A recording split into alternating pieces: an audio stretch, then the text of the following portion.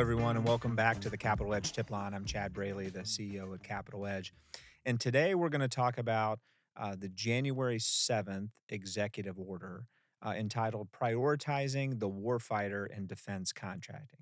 Now, I'll fully admit I have not even had time to fully digest this executive order, but it is somewhat unprecedented aside from the rather innocuous name, right? Who wouldn't want to prioritize, right, the warfighter in defense contracting?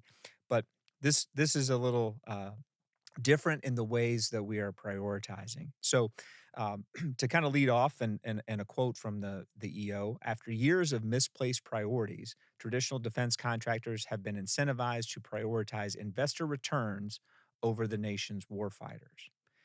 And so this is very interesting. And it gives the Secretary of War, Pete Hegseth, a lot of power to, within the next 30 days, at his sole discretion, to identify contractors, right, in the Department of War, DoD space, right, that are underperforming, right? They're missing schedule, that are potentially over budget on their contract, potentially non-compliant with their contracts, and it prohibits under the executive order, right? And the focus here is really about okay, companies have been prioritizing profits, right? There's been massive stock buybacks. There have been excessive dividends issued, right, profiting off of these contracts. And so the administration is basically saying if you're prohibited from buying back stock, you are prohibited from issuing dividends potentially, and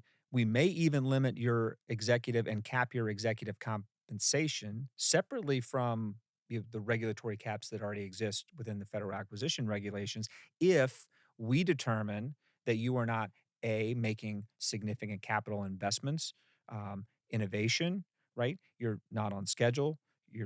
Your quality, may be poor. Perhaps you're missing you're missing certain deadlines. You have other non-compliance areas. So this is something that quite honestly, I've always said it'd be cool if I could say I've been doing this for 25 plus years, and now that I can say that, it just means I'm getting old. But never seen this before, right? And so really going after and incentivizing, and I've even seen in a couple of Department of War frameworks for certain buying programs, like literally within the last couple of days, where they're looking at, you know, or they're saying they're going to look at contract profitability. And if profitability exceeds certain thresholds, the government may get a piece of that profit back, right, from an incentive perspective. So we've been in uncharted waters for a little while here, but I will probably be back diving into this EO, but it'll be interesting to see. So January 7th, so 30 days ish, is going to be right around February 7th.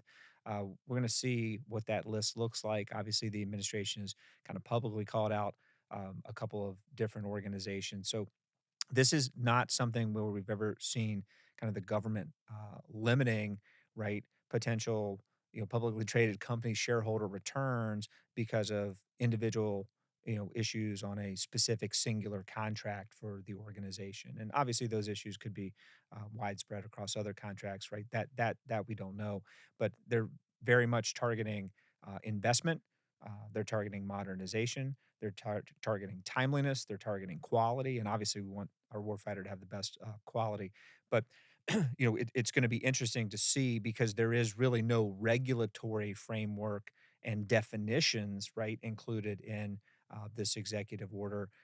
So it's going to be interesting, I think, to see how it plays out. But we'll probably be back with more. At least in 30 days, we'll have a list of a list that basically you don't want to be on. So let's make sure everybody's delivering quality products on time and on schedule and meeting the capacity increases if those exist so that you're not on the naughty list. Until next time, we'll see you then. Thank you.